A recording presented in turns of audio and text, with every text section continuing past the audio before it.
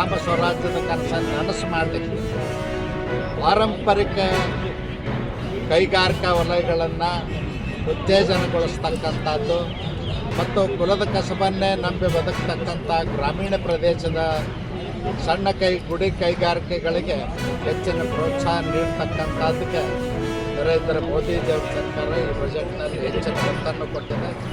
ಇನ್ನೊಂದು ಭಾಳ ಮಹತ್ವದ ವಿಷಯ ಅಂದರೆ ಶಿಕ್ಷಣ ಮತ್ತು ಆರೋಗ್ಯ.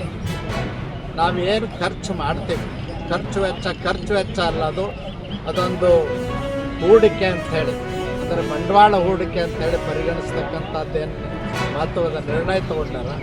ಇದರಿಂದ ಜನಸಾಮಾನ್ಯರ ಮಕ್ಕಳು ಶಿಕ್ಷಣಕ್ಕೆ ಹೆಚ್ಚು ಅವಕಾಶ ಸಿಗ್ತದೆ. ಆ ನಿಟ್ಟಿನಲ್ಲಿ ಇವತ್ತೇನು ಆರೋಗ್ಯ ಮತ್ತು ಶಿಕ್ಷಣಕ್ಕೆ ಖರ್ಚು ವೆಚ್ಚ ಅನ್ನೋದು ಅದು ಹೂಡಿಕೆ, ಒನ್ ಟೈಮ್ ಇನ್ವೆಸ್ಟ್ಮೆಂಟ್ ಅನ್ನೋ ರೀತಿಯಲ್ಲಿ ಏನು ಮಾಡಿದಾರೆ ಅದಕ್ಕೆ ನಾನು ಅಭಿನಂದನೆಗಳನ್ನು ಸಲ್ಲಿಸ್ತೀನಿ. ಇನ್ನೂ ಹೆಚ್ಚಿನ ವಿಷಯಗಳನ್ನ ನಾವು ಪಡ್ಕೊಂಡು ಬರ್ತೀವಿ. ಮತ್ತು ತೆಂಗು ಮತ್ತು ಕರಾವಳಿ ಪ್ರದೇಶದಲ್ಲಿ ಮೀನುಗಾರಿಕೆಗೆ ಹೆಚ್ಚಿನ ಅವಕಾಶವನ್ನು ಕೊಡ್ತಕ್ಕಂಥದ್ದು, ಉದ್ಯೋಗ ಸೃಷ್ಟಿ ಮಾಡೋದ್ರ ಜೊತೆಯಲ್ಲಿ ರೈತರ ಆದಾಯವನ್ನು ಕೂಡ ಹೆಚ್ಚು ಮಾಡಲಿಕ್ಕೆ ಅವಕಾಶ ಮಾಡಿಕೊಟ್ಟಿದ್ದಾರೆ. ಅದಕ್ಕಾಗಿ ನರೇಂದ್ರ ಮೋದಿಜಿಯವ್ರ ಸರ್ಕಾರಕ್ಕೆ ಮತ್ತೊಮ್ಮೆ ಕೃತಜ್ಞತೆ.